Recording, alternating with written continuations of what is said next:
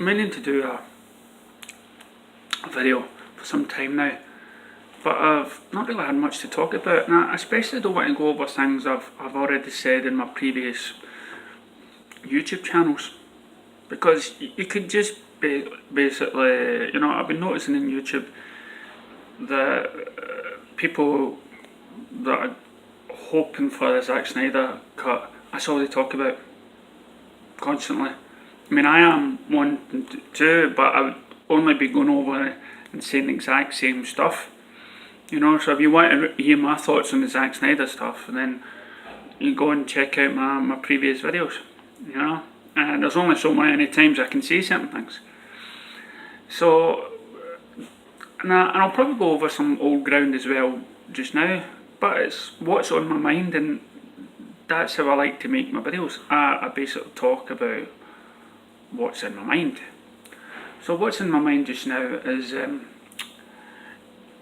I noticed somebody mentioning that they preferred the Superman and Superman Returns better than they did Henry Cavill. The Brandon Routh version, they preferred Brandon Routh's version rather than Henry Cavill, and it's just that. But again, that's going back to people that like the Christopher Reeve movies, because that's basically all that is. And when I watched that, and again, it's another film that portrays Superman quite quiet and inward and very emotional and stuff. And you could say the same thing about Man of Steel or BVS. Some people claimed they only had a certain few lines. And for me, what we need really is a Superman film that has got more dialogue, more strength, and build off the character of him as Superman speak. I mean, if you think about it, Man of Steel, fantastic film it was, but when he's talking to the General and everything else, and when he's talking to Zod, there is so many lines that probably go through your head that you wish that he would say. When he's off against fighting Zod, at the last battle, he basically says, "You're a monster, Zod," and stuff, and I'm going to stop you, whatever. And you think, you need more dialogue than that. If you think back to the Christopher Reeve movie, the one thing that always comes up is, stop, the people. You need, and this is where, and again I'm going over old ground, this is where comics have got the upper hand, because they give you that, oh God, they give you that in a dialogue, and you find out what's going through his head. And I've often said in my YouTube channels again that I wouldn't mind if somebody actually narrated, if the actor or Henry Cavill actually spoke, as though of what he was thinking, to give it more depth. So no, I don't think, any comic book hero character is better, but what they really got to focus on more, and and the guy, his name escapes me just now, who's doing the Batman movies, he's focusing on the detective skills. He wants to, and which has totally been lacking in the previous movies, and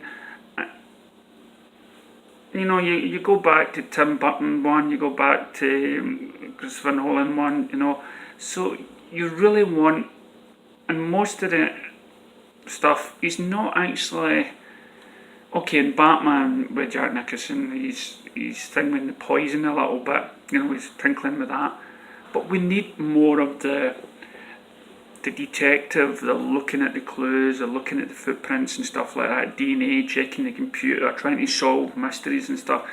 That is more character building than just getting in and fighting. We've got the fighting now in BVS, so that is what we're aiming for Superman, in my terms, in order to make it what everybody seems to disagree on, is relatable.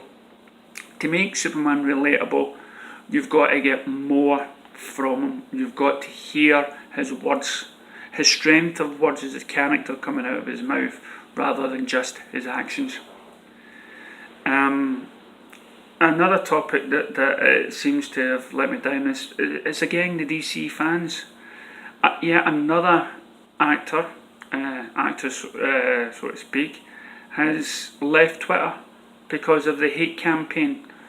People posting stuff about programs that they've yet to see.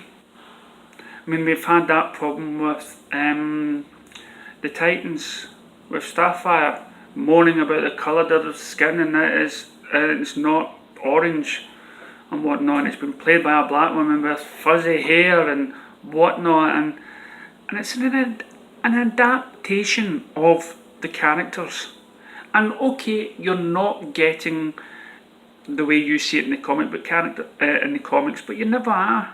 You never are. It took so many years for Henry Cavill to be that sort of muscular, to even somehow resemble the body of a hero. But what we're going for is character building, and I've said it before. You look at Heath Ledger and Ben Affleck and everybody just attacking him because it's not what they visualised.